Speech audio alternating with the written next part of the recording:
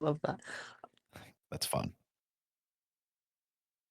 All right, so welcome to the interview. Thank you. Uh, um, you're Joseph Rose of the Hail Satan podcast and run Satanic Delco, if I'm correct. Yep. Um, and can you explain those two things a bit? Satanic Delco, I guess, has been around for, what are we, 2.5 years, maybe? We're an independent congregation of Satanists, I guess, headquartered near Philadelphia, Pennsylvania, in Delaware County. That is the Delco part of the name. Um, we have members from all over the world, and I host the Hail Satan podcast, which is just a podcast with a focus on Satanism generally. Yeah, yeah, That's the podcast's pretty nice. I listen to it pretty much every morning. Oh, Um, great. Thank you. I was kind of wondering if you could tell our viewers a bit about like your journey, I guess, as a Satanist and into Satanism as general. Um, let's see. My first, my official introduction to anything that could be called Satanism was when I was a teenager, probably around 1993, I want to say, somewhere in there. I discovered the Satanic Bible in a bookstore. Um, my friends and I would spend time just hanging out at the bookstore and, goofing around, reading books and magazines and killing time. And I was definitely the outsider kid at that point. Um, and even though I didn't know exactly what it was, when I saw that book, I knew that it was for me. I just thought, whatever this fucking thing is with this pentagram on it, I need this. It spoke to me. And I'd already had, I was already a rebellious kid. Um, my mom was the kind of weird parent that just instilled that kind of thing in me. She gave me a sense of rebellion Hmm. and counterculture, maybe you could call it. And so I was already in love with things full of pentagrams and questionable messaging, through music and wild movies and stuff like that. Um, but then when I found the Satanic Bible, it just um, it spoke to me in a way, and it just sort of gave a credibility or an identity to the way I was feeling and in, the outsider status that so many of us feel sometimes, and I certainly did at that time. So that was my introduction to Satanism for sure. Interesting. So then, would you say like the Satanic Bible appealed more to like sort of taboo or outsider feeling than more than the philosophy itself, or was it like a sort of shared thing? Yeah, in the beginning, it was. Um, I don't know if it's fair to say it was surface level, um, but I was quite young, and like I said, I was just this depressed, angry, sort of outsider type kid, and I latched on to things that felt to me um, sort of along those lines. I liked that it was a little edgy and dark, but it also spoke to me in the sense that I think you can detect some anger or resentment and things like that in the Satanic Bible.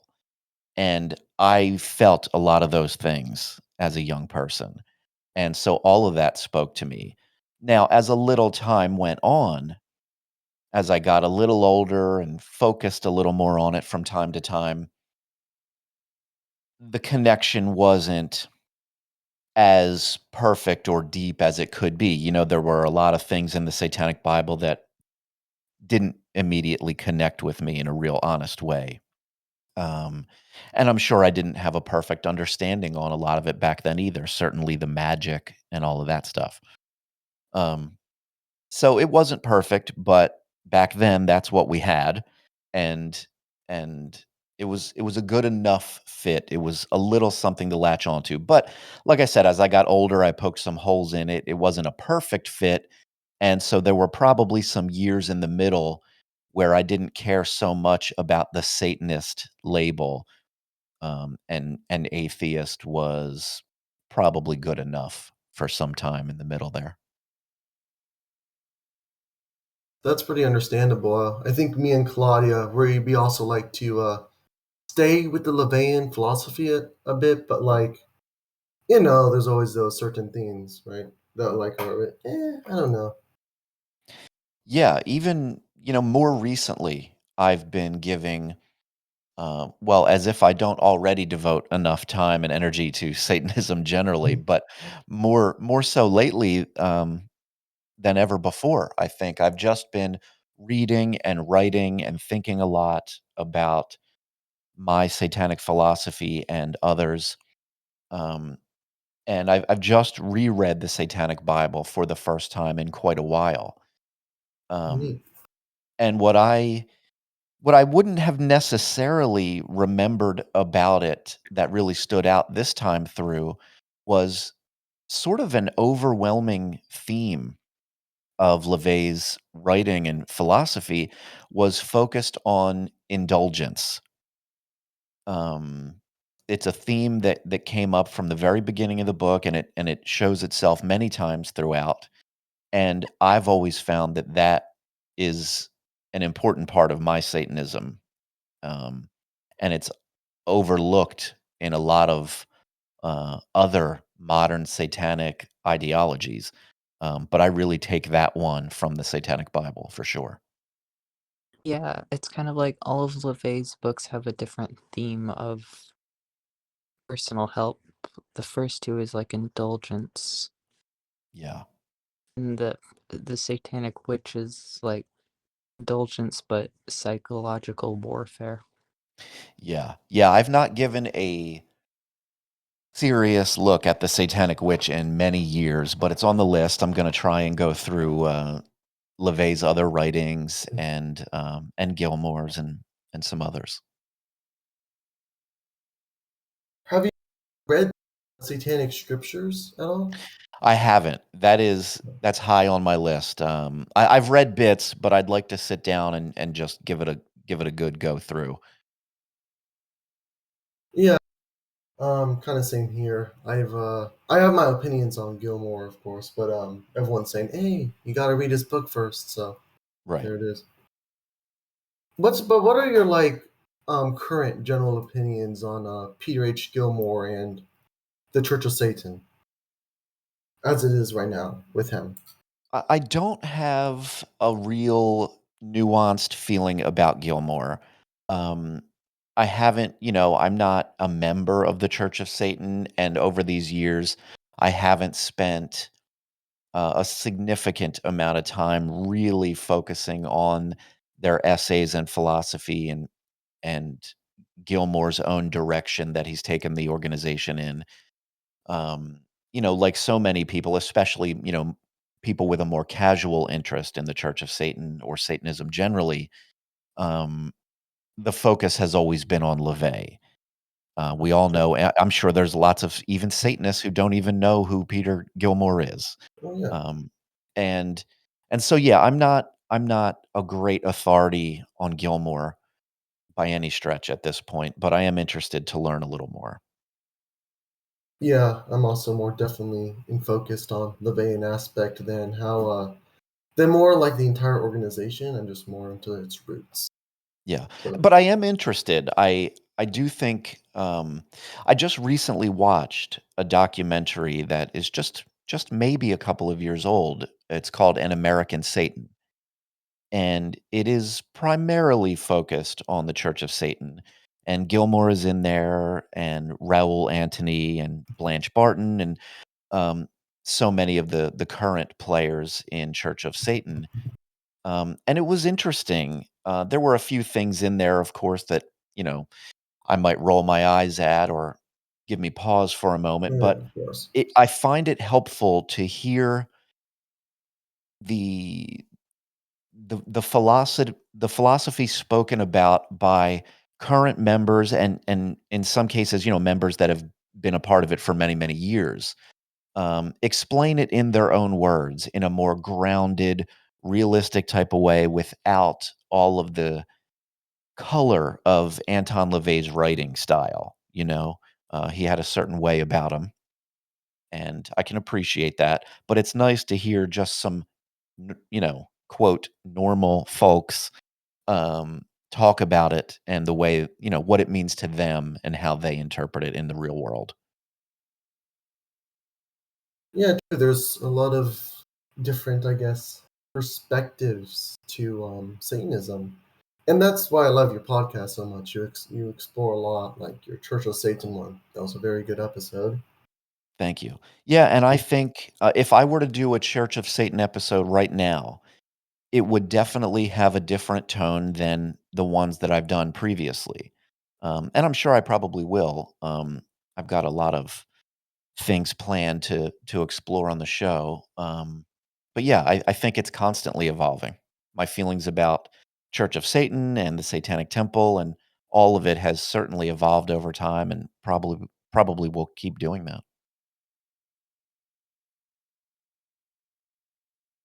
Um, so you clearly do dive into a lot of modern satanic or atheistic satanic stuff.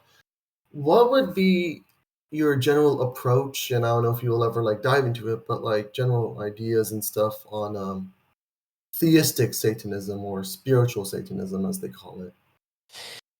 Um,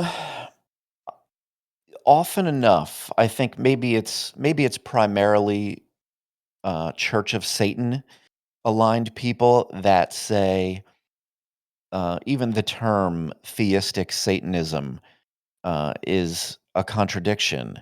If you're theistic, you're not a Satanist, right? Um, Satanism was defined as a and that is the idea that the Church of Satan sort of hangs their hat on. They say, "We defined Satanism. There was no organized Satanism before us. We gave it a definition, and this is what it is." And, people have a lot of mixed opinions about that standpoint. I have some. But the theistic Satanists, I just don't know what to think of it really. I mean, um, I I honestly am supportive of the idea that everyone can and should believe whatever they believe. Um, freedom of religion and all, everybody is free to believe whatever they want. And as long as it doesn't impact me in some way, I don't need to care about it. But I also have an opinion about it, and I think it's silly. Um, I know that's, not the sweetest way ever to describe it, but I'm just a man of science, basically. I keep a pretty grounded view of things like that. And I'm totally ready and willing to believe in God or the devil. I just need to see something, show me some evidence and I'm in. But so far, none. And so I see no reason why um, a reasonable adult person would put their faith into a thing that they have no reason whatsoever to believe is real. True. Yeah. And oh, sorry, Claudia, you've been kind of radio silent back there. I'll let you have the next question. Regarding though your like general thoughts on more of a scientific based Satanism, is that a good word for it? Sure. I mean, I don't even Satanism connects with science sort of after the fact, but if there were no Satanism, I would feel the exact same way about a requirement of some, scientific evidence for as a basis for believing something. That's a good way to put it. So with that going in, what's your opinions on the magic and rituals affiliated with modern Satanism? Yeah, I think the most troubling aspect of it is just calling it magic. That's really where everybody runs into trouble, because most people, from childhood on, you get an idea just through, normal life and popular culture. You get a sense of what magic is and what it means. There's sort of stage magic, David Copperfield is going to make a thing disappear or whatever, or levitate someone. And then you have the supernatural view of magic, which is, I don't know, people, wizards casting spells that are actually effective and calling on forces of nature or whatever, supernatural beings. And of course, I don't believe in that kind of magic, and stage magic is what it is. Um, but the way that we now come to know magic through occultism, or certainly Satanism, uh, is more about the psychodrama, right? That's the word I think LaVey originally used for it. And it is the idea of um, putting yourself in a state of mind and using aspects of your self and your personality and maybe your surroundings as a means to control your own life and your environment. And to me, a better word for it rather than magic might be psychology. We understand what that is. We understand that that's a thing we can do. It's not a supernatural force. Um, but I'm also okay with the fact that people use that language, and that language can contribute to a mindset that takes someone out of the mundane and puts them into a more, I don't know, a special place in their mind that can be empowering or healing or helpful in some way.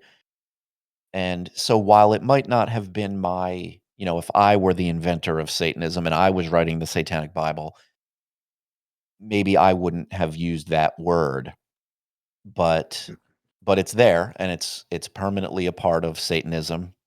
And as long as we understand it that way, then I think it's fine, but it is confusing to a lot of people, and adding to that confusion is the way that LaVey writes about it.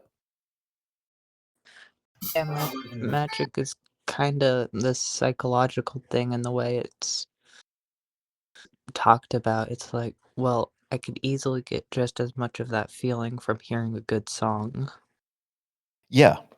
Yeah, I think recently we were discussing it in my group for one reason or another, and the things that, sort of work for me in that way, it sounds like the most cliched collection ever, but sex, drugs, and rock and roll are the things that feel like magic to me.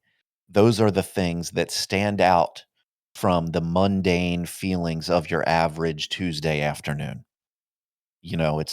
I love to look for those special or beautiful or magical moments in life.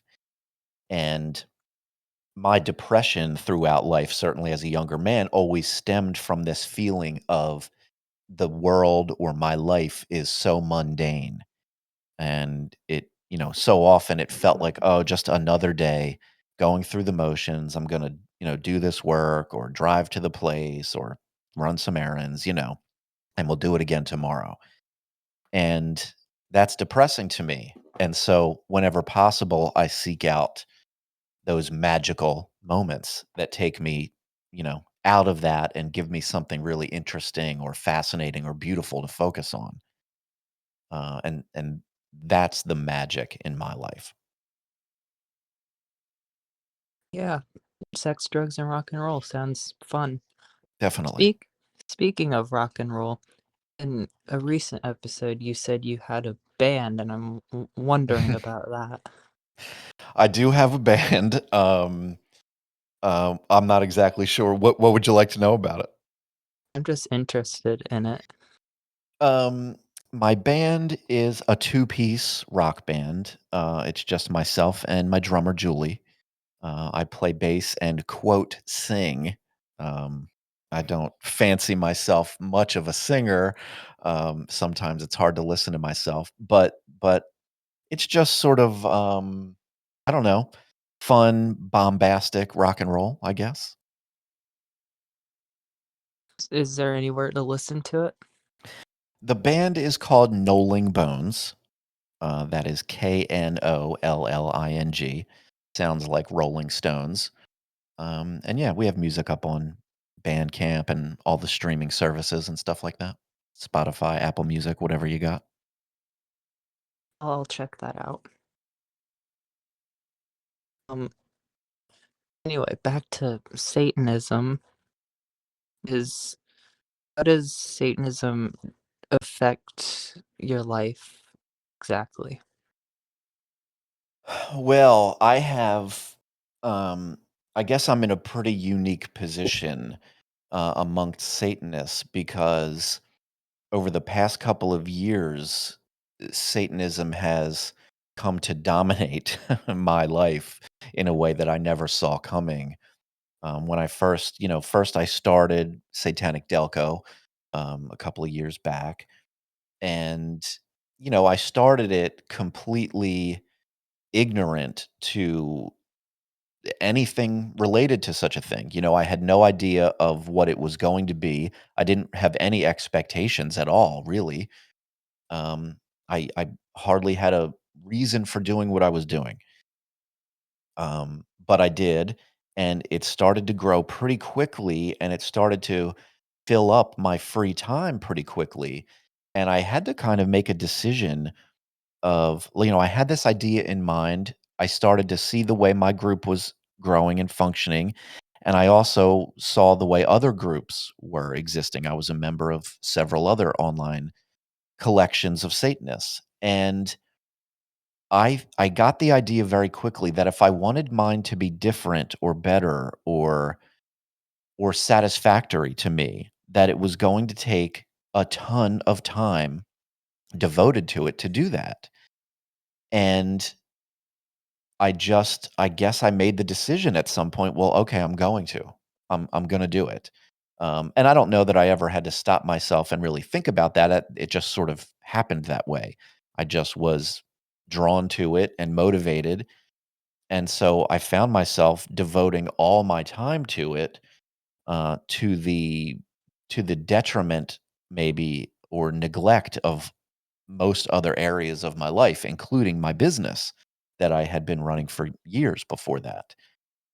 Um, and I just sort of became all in. I decided that, after a time I started my podcast and the group was growing and being more active and all of it just was at the front of my mind all the time. The people I was interacting with all day were Satanists, and I was talking about Satanism and thinking about it and just doing all of this stuff all day, every day. And so it really became my full-time gig because I couldn't do it the way I wanted to do it in a very limited amount of time. And so I had to devote way more time and effort to it. And if I'm going to devote all of my time and effort to it, I have to find a way to also live. you know, I do have basic needs and a son that has needs, so I needed to kind of create some sort of balance, um, which I suppose I've done, but it can still be stressful. So then regarding like how people because oh, by the way, I like that all in. That's a pretty cool ideology there. How would you like describe your reception from non-Satanists? Um, well, we know that most people out there in the mainstream, Christians and just, your average anybody out there, they have an idea of Satanism that comes from just general pop culture over the years. And depending on one's age, they might have different ideas about it. And depending on their religious affiliations, they might have different feelings about it. Um, my interaction with it usually comes when Satanic Delco does some sort of action in our local communities, something out there, something public in one way or another. Oh yeah, That's definitely. that's when I start to see the interaction from the general public. And it's a mix, but you certainly get plenty of your, "You all are going to hell. You all need Jesus. This is evil. This is shameful." You get all of that normal stuff that you might expect.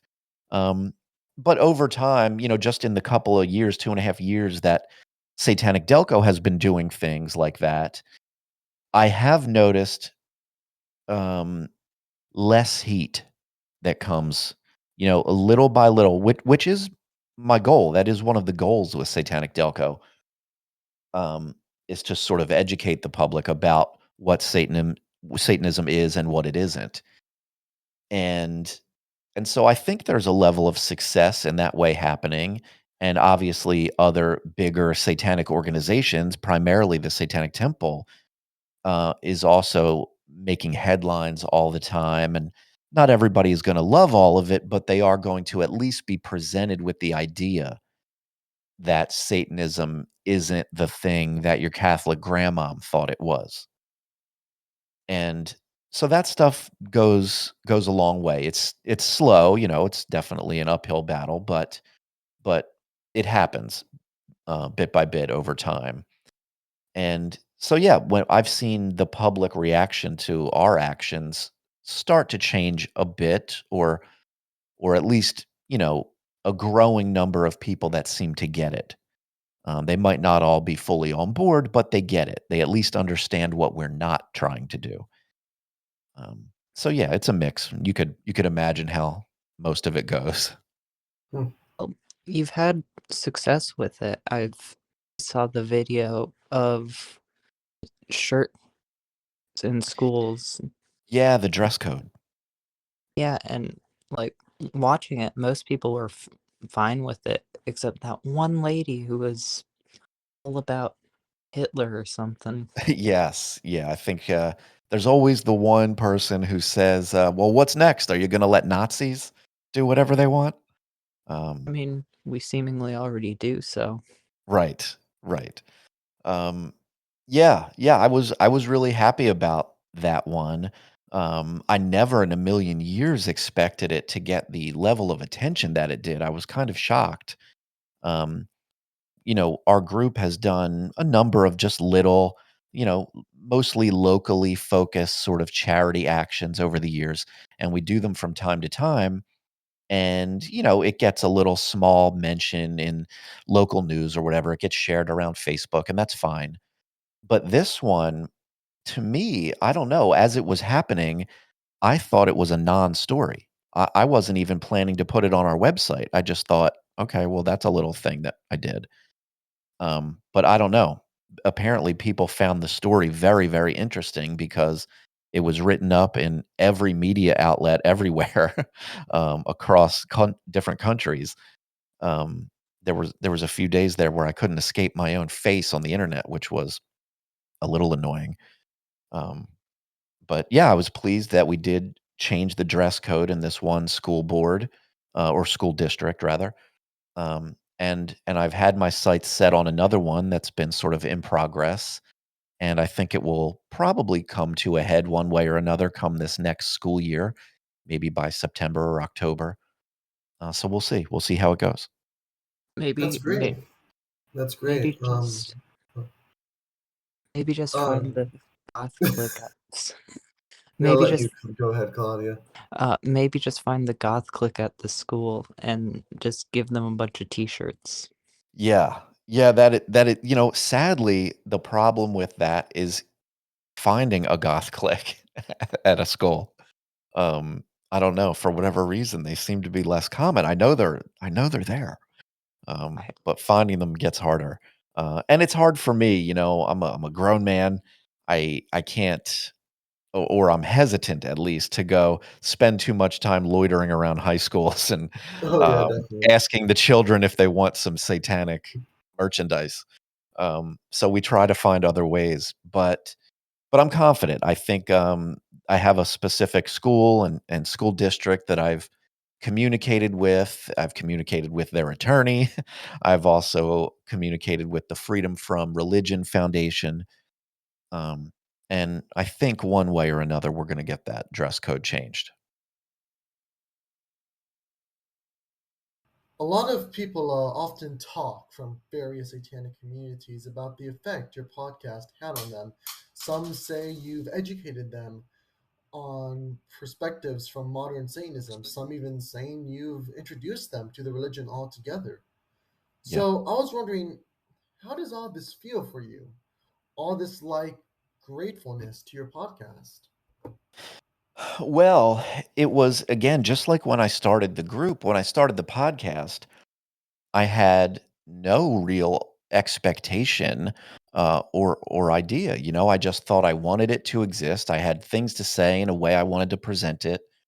Um, I had no idea really if anyone would hear it, um, or what they might think of it. Um, but pretty quickly I realized that people were hearing it and taking it seriously, and it meant something to a good amount of people, and that immediately introduced a new sense of, like, responsibility, that I never anticipated would be a part of the whole thing. Um, but yeah, it's amazing. I mean, every week almost, I would say every week I get really, really nice, sincere messages from strangers, all around the world. I've heard from people everywhere, and they say incredibly nice things. Um, and I guess it's cool. I mean, in some cases, like you mentioned, they're just being introduced to Satanism generally, and they find my podcast earlier on, and that becomes a resource for them. And in other cases, they might be more experienced, or they're knowledgeable, or a member of the Satanic Temple, and they find it that way. Um, yeah, but I mean, and for all of those nice messages that I get, which the vast majority of the communication I get directly through either emails or Facebook or Instagram or anything like that. The overwhelming majority of the messages are really nice and supportive or thankful or any of that stuff, which is really sweet. Um, but of course, I know that I also upset a whole bunch of people with any given episode. Oh, yeah. um, and so there's a mix. I'm definitely not convinced that everybody listening is in love with all of my words. I know that isn't the case, and I know that going in. Um, but but yeah, the people that sort of are motivated to communicate with me are really nice and supportive, and that's great. And this all started like right before COVID, right? Yeah, yeah. Satanic Delco started just before COVID got going, I think, um, and the podcast followed shortly after. I think in general, though, COVID-19 had an impact on your like organization, your podcast, and like the satanic community in general. Like I can tell you personally, COVID's pretty much the thing that got me into Satanism. I was just sitting down in my house one day, I was like, I'm feeling satanic. But yeah. So from your perspective though, how did COVID affect your podcast organization and Satanism in general?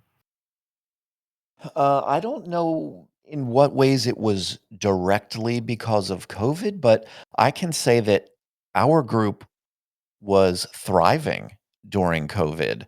And I guess I don't know if it's weird to talk about COVID as past tense. I guess we know it's still a thing, but there's a significant difference between the way our society is interacting with it now versus those early days when COVID was, coming out, and the news was changing every day and all of that.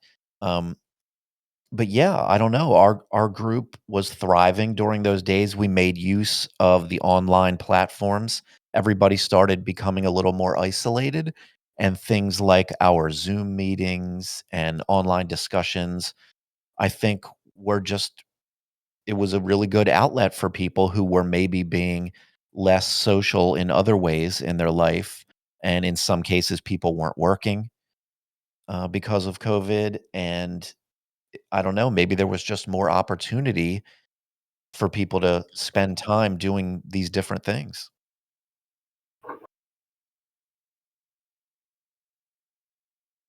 Yeah, I definitely think that it helped people with COVID. I know most people during the pandemic didn't know what to do with themselves, so it gave them something to look forward to every week. Yeah, and it probably, like I said, I went all in a sense pretty early on, and I think COVID maybe enabled that to happen a bit too. My pre-existing business took a real hit when COVID got going, and so I also had more time in the beginning there, and that's just sort of what I chose to devote it to. I mean, I've also heard that we are the cause of COVID, so Of course, there is that. Cause of I COVID, we're the cause of the COVID vaccines, the evil satanic inducing vaccines. Yeah. Yeah, we've gotta be the scapegoat for Yeah. every which thing. Like Anton you said, know, the devil's the best friend the church ever had. Indeed. And earlier we were kind of talking about philosophy originating from the Satanic Bible, and you mentioned you greatly like the indulgence aspect, which is something I agree with. Could you maybe provide those some examples of Satanic Bible philosophy that doesn't like sit right with you, or like you're not the biggest fan of? Well, there's always a lot of there's a lot of talk about its connection to might is right, and I guess moreover, the overarching theme of social Darwinism or elitism, and that stuff, that stuff can be interpreted in a few different ways, I guess, but whichever way you slice it, that stuff isn't my favorite. I certainly don't enjoy the general idea of the social Darwinism, and elitism generally. I don't know, that can maybe mean different things to different people, but that stuff isn't really a part of my philosophy. Um, I know that LaVey's school of thought, and certainly the way Gilmore and the modern Church of Satan looks at it as, um, levels of stratification in society. What's another word for it? Like a meritocracy, and that feels a little better than elitism and social Darwinism. Now, you can take both of those things, meritocracy and stratification, and you can give them a dark twist. They can also they can be just as ugly as you want to make them, but I don't think they have to be. They don't have to involve um, I don't know, racism or judging groups of people or anything that has to do with inequality amongst any groups of people. I don't believe in that kind of thing at all. And I think obviously they're not healthy viewpoints to have. They're not really helpful to anyone. Um, so yeah, that stuff I'm not into. But I would also say that again, I'm not an expert. I'm not an insider when it comes to the Church of Satan and their philosophy. I'm not the person that would be qualified to speak about, the nuance of Church of Satan philosophy, especially as it is in the modern day. Um, but I believe that if you speak to those people, if you talk to Gilmore and Blanche Barton, Peggy Nadramia, and all these people, they would tell you that so many of the ideas that are put onto the Church of Satan are not true, and they don't believe that, and they don't think that represents them, like fascism and racism generally, and white supremacy, and all of these type of things that I sometimes hear sort of put onto the Church of Satan, and I don't get the sense that that is actually true. Are there people that believe those things in the Church of Satan? Yeah. Yeah, I'm certain that there are. Um, there's probably people, that have some of those views in all kinds of organizations where you wish they weren't. But as an organization, as a philosophy, I don't think those things are really a part of it.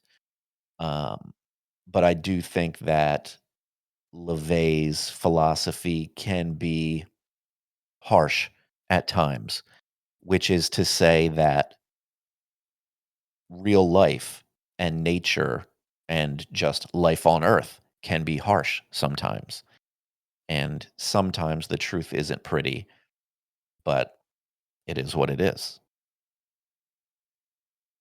Yeah, there's definitely some interesting opinions the people who run the Church of Satan hold on that stuff. Um, Yeah.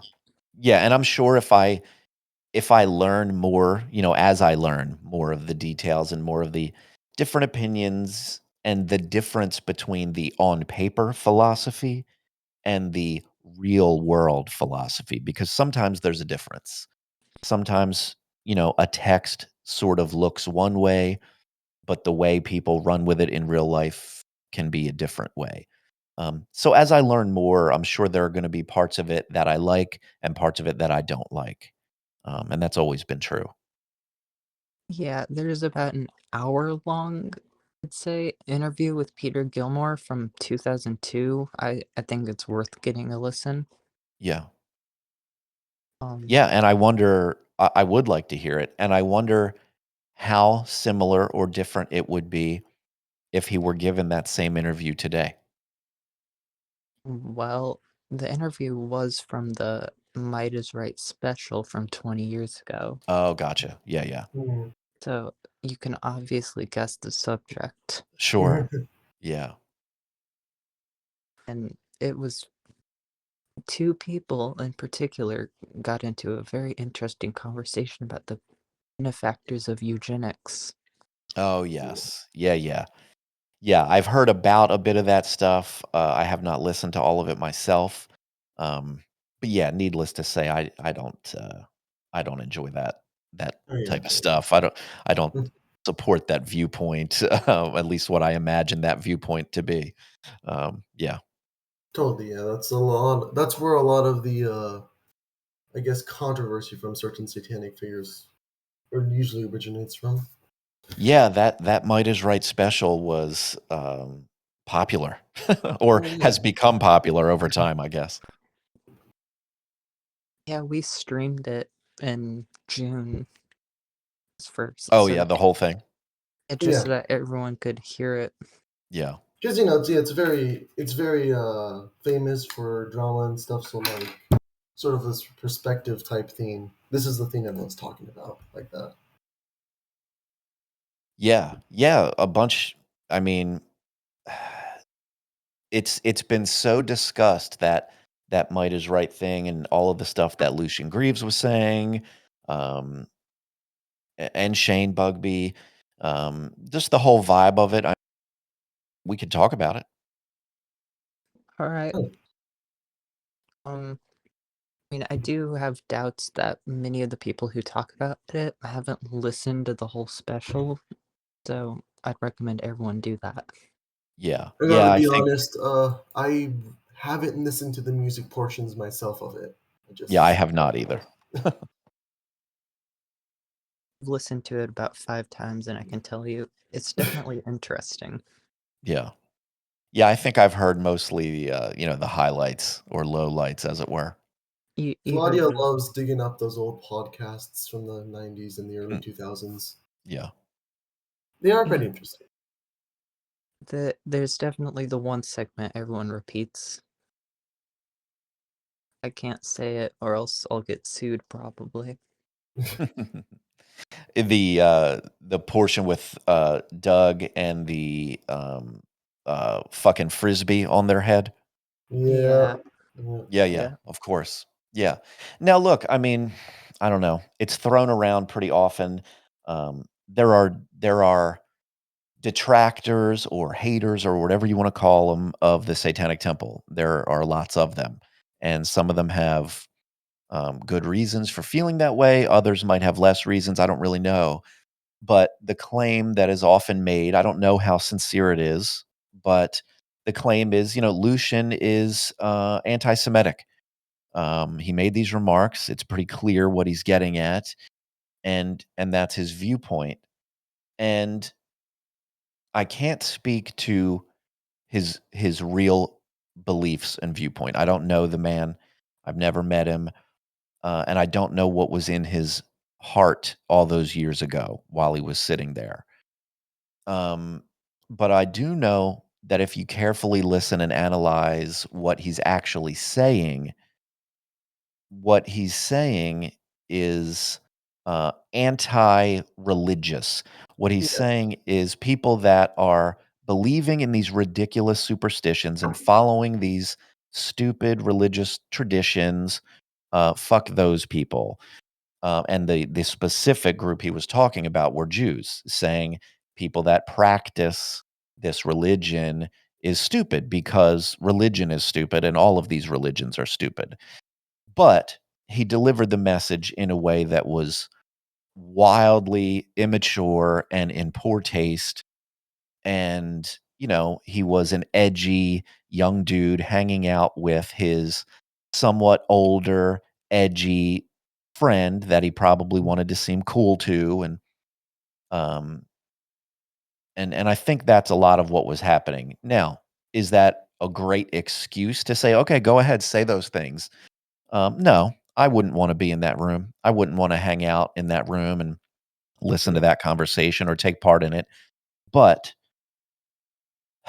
I as like I said, immature and in poor taste and shittily worded as it was, I think if you give it an honest listen, you can sort of understand the perspective that he was trying to express, which was one of a general distaste for religion and sort of looking down upon it. Yeah, I've it is a I've religious stance. Not I it's not a lot of people try to frame it in other ways, but, it definitely could have been delivered better, definitely, like I've heard him on different podcasts more recently say almost exactly what you said about it. Yeah, I think that's the case, and even, I've had a lot of feedback on my recent podcast episodes, one where I talked with Shane Bugbee, and then one where I talked about the talk with Shane Bugbee.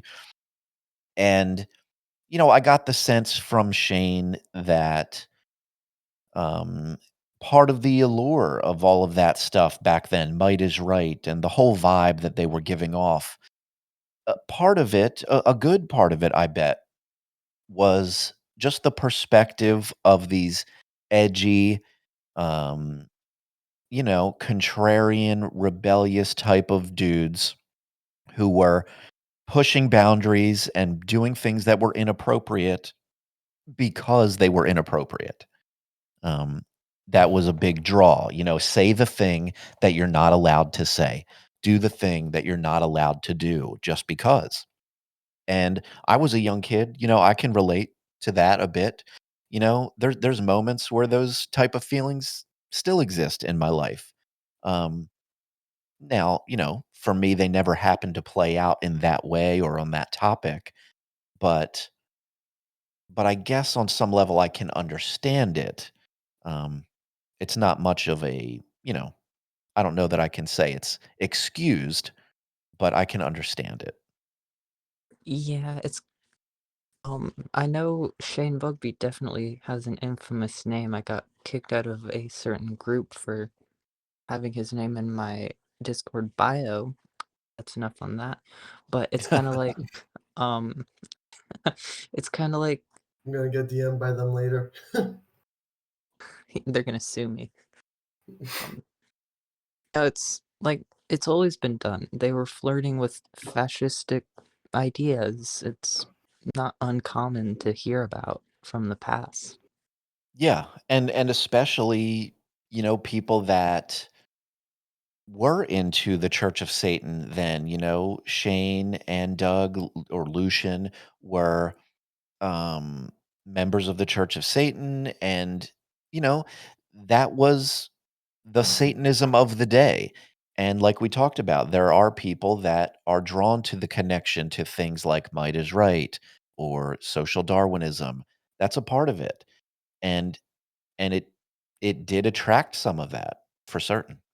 Yeah, I think the podcast is a very good like conservation of how a very good conservation of how Satanism was back then in 2002, like how a lot of the culture was. Now, of course, I'm not speaking for all the Satanists back in 2002, but that was like a big part of it.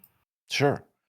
Yeah, and even I'm sure there are plenty of people, maybe most of those people back then and through the years were not um, interested in racism or any of that type of stuff, but were still attracted to to LaVey's Satanism generally, and it could be the rebellious nature of it. It could be an anti-Christian stance. It could be the aesthetic. It could have been any of those things. Or again, the general outsider status that so many of us feel.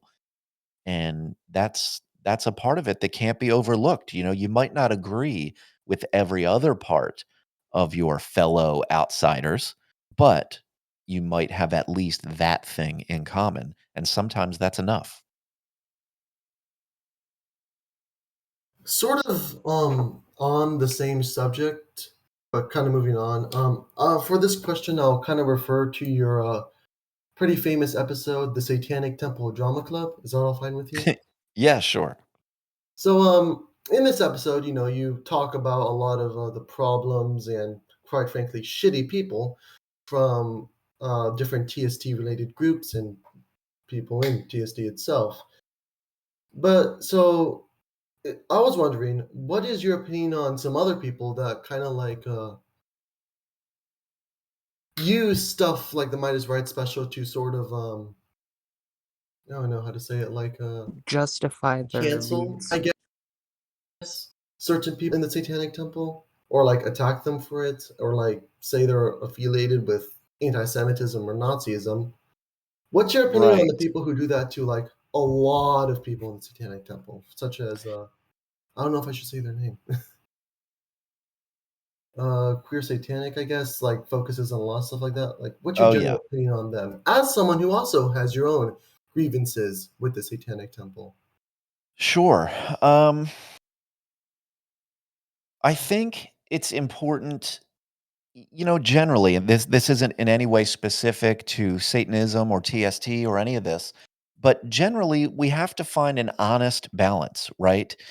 We have to be as objective as we can about anything, our relationships and organizations that we interact with and everything out there. And it's, everybody has biases. The queer satanic group, they're a thing now because they've been sued by the Satanic Temple. And naturally, if someone is suing you, you're not going to feel good about them and you're going to want to fight back if you can. And of course, that's what they're doing. They're in super defensive mode, and so they want to color the narrative their way, and the Satanic Temple wants to color the narrative their way. Um, it's to me that whole story, and again, I'm not part of it. I wasn't a member there. I don't know. All I know is what's been made available to me online and through some conversations with people.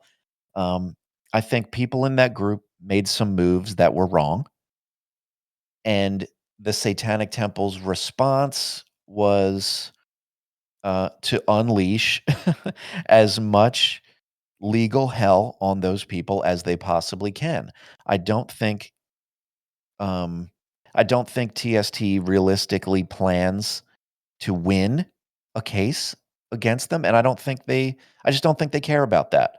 I think the goal of that suit is, to be a problem for those members and to punish them, and to also set a precedent for anybody else who might, you know, I don't know, be feeling, some dissent, toward the Satanic Temple, and it's a warning to them. We could come for you too. We've got lawyers and we've got a big, ever growing pile of money, and we will use it to fuck you up if we want to. So watch your mouth or you're going to get some.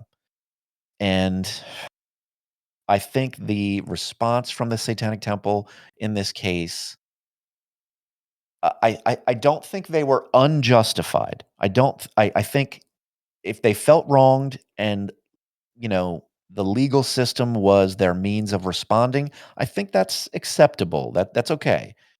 But at this point, I think they are beyond the point of heavy-handed, and when combined with their lack of financial transparency, among other things, I think the suit feels weird. Yeah. Um, and what perpetuates it being weird is how silent the Satanic Temple is about it. They have pages on their website and emails and social media posts outlining all of their mess, and there are many. But you'll find that that suit is never included. They don't mention that one, um, and they don't have a campaign that raises money for it. So how is it being paid for is a valid question. Um, but yeah, I think both sides in that drama um, are not perfect, um, and it's unfortunate that now it's queer satanic has possibly some pretty valid claims and Yeah. information related to the Satanic Temple that might be valuable for members or the general public to see. But the problem, I think, is that maybe through their choice of tactics or messaging, I think maybe they've not done themselves a total favor when it comes to getting people on their side. Yeah. Um, if that is their goal, I would imagine they do want people on their side. Why not? Especially if they believe that they're right, which I'm certain they do believe they're right. And so if you genuinely believe you're right, of course you want people to see that and you want them on your side. So I think they've not maybe had a perfect game plan, but that's easy for me to say. I'm not involved. Hindsight is 2020, and I get to sit on the sidelines and judge. Um, so, I can only offer my opinion. Um, and so, yeah, I think they've maybe shot themselves in the foot a little bit, but I also can understand why they're so defensive. Yeah. It's kind of when you just gotta like, there's a war and you gotta like sit back and you can like understand both sides, but you gotta be like, at this point, are they even like justifying themselves? Um, Yeah, I think, nowadays, for a lot of people, I don't know, I can't speak for everyone, but I know there's a bunch of people who, when there's a new post out there, when a new batch of information or opinions are put out there by that group, I think a lot of people just aren't open to it. "Oh, here they go again. Here they go. They're just hating on TST. We don't need to hear it." Um And I'm also certain that a lot of those people feel the same way about me when I talk about things related to the Satanic Temple. Um, and I think a lot of that just comes from the general, I call it brand loyalty that people have with the Satanic Temple. They are sort of defensive of the organization without the level of objectivity that I would hope to see from Satanists. Yeah, yeah, I it's try to take. Oh, it's like the backlash you got for hosting Shane Bugby. Absolutely. Yeah, that was and I really I try to be careful with this viewpoint, but I think a lot of the pushback I got from having Shane on my podcast isn't sincere. I really believe that a lot of it isn't sincere. I don't think these people are really hurt or offended or shocked that I talked with Shane Bugby. I don't think they really believe that any harm is coming from me talking with Shane Bugby. I think that is part of a weird culture that goes on in and out of Satanism, that includes all of your, um, I don't know, I just lump it into like virtue signaling behavior. The idea that people are going to stand up, in a public forum to say, I can't believe this. I would never talk to this person. They're bad. And you should never talk to a person that's bad. And I'm good. So I'm going to let you guys know about it. Then you see they um, follow Jordan Peterson. yeah. And it just, I don't know. I just don't have that viewpoint. I don't relate to that idea. And I don't think it's sincere. But I can say that of throughout the entire length of my podcast that I've been doing it now, however long that is, I've gotten maybe more direct contact over the past 2 weeks now since my follow-up episode to Shane. Really, really nice messages from people. And I hesitated. I haven't, talked to anyone really about this yet, but that episode, so I did the episode with Shane, and a couple weeks went by, and then I made another episode, which was, just sort of responding to the feedback and the general, everything that had happened since.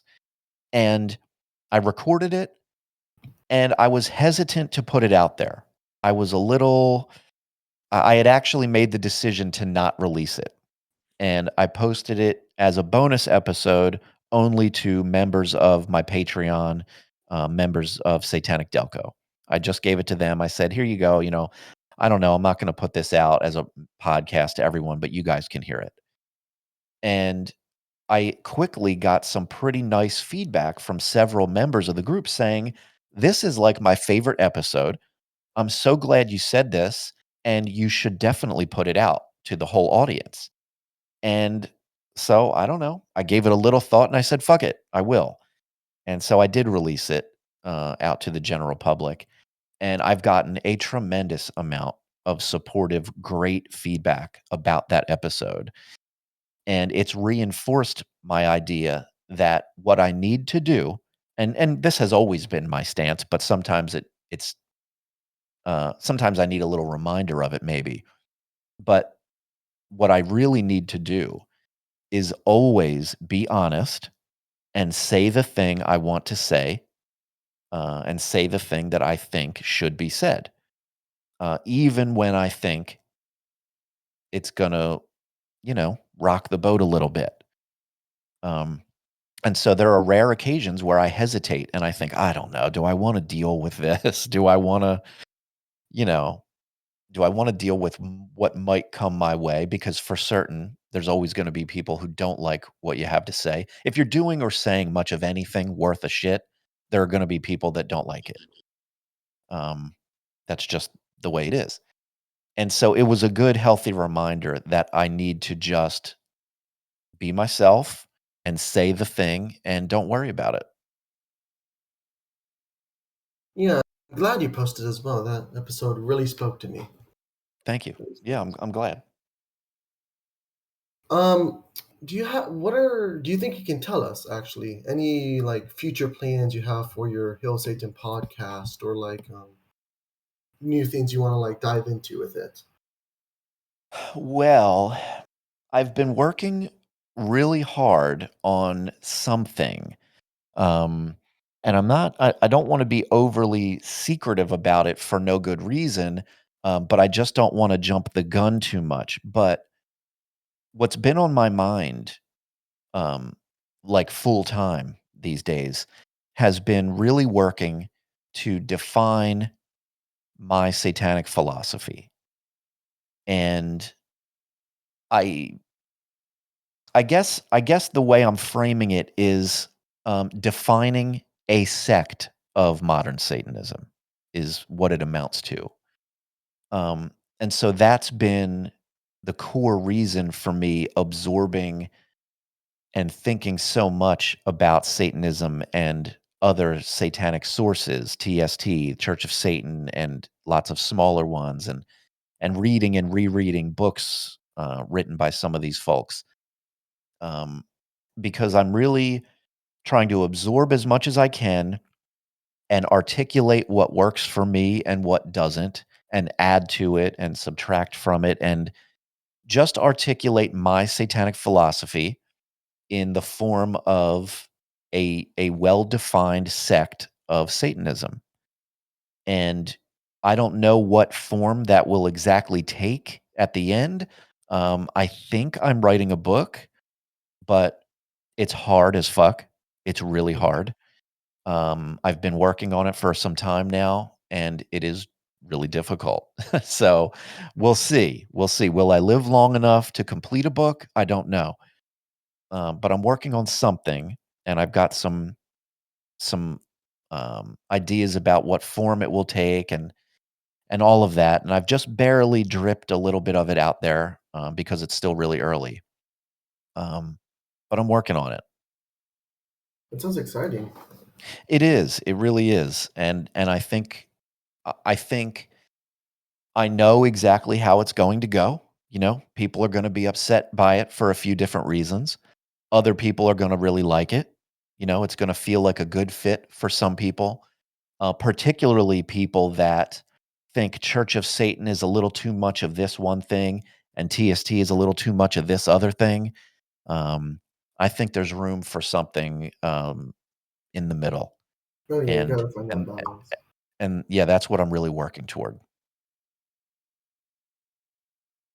Well, at least we know how to deal with the criticism now because we're having Shane on in 2 weeks. Yeah, Yeah, 2 weeks. He's coming on too. And yeah, maybe Lee Banks. I'm not sure on that yet. mm. Yeah. I mean, there's going to be criticism. You know, if you're doing much of anything, there's going to be criticism. I think the example I used in that episode that I was talking about is the idea that there are people out there, maybe you guys, I don't know you.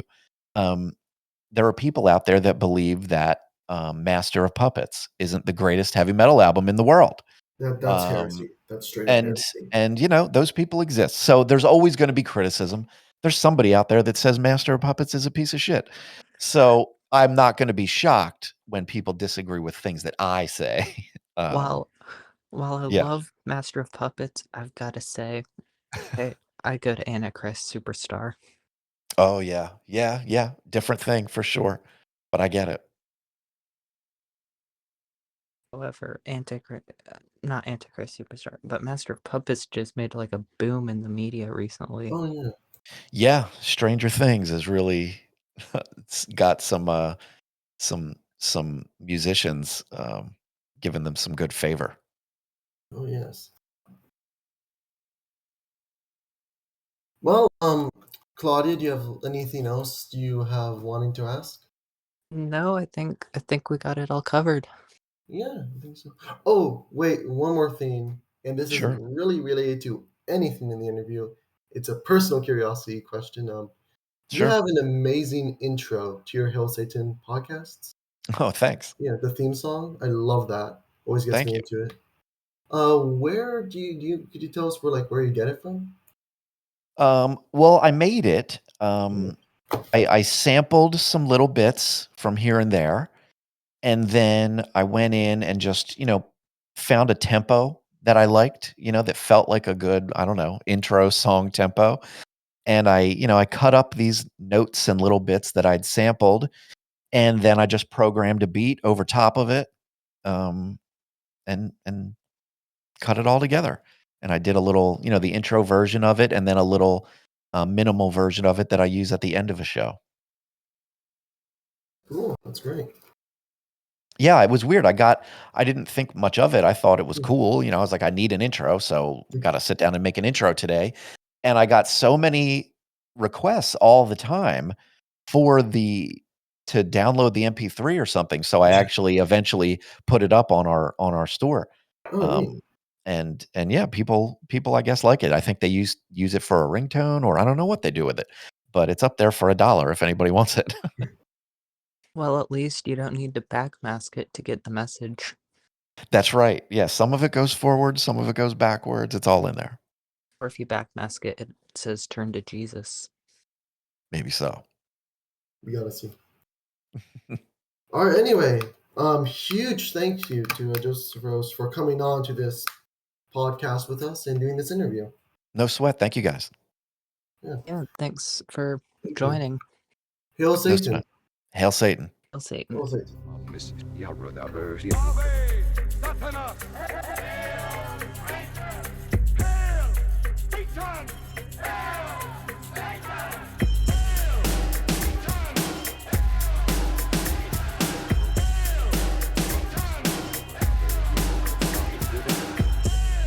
Still, I'm gonna shoot it in heaven. He will flee, sir.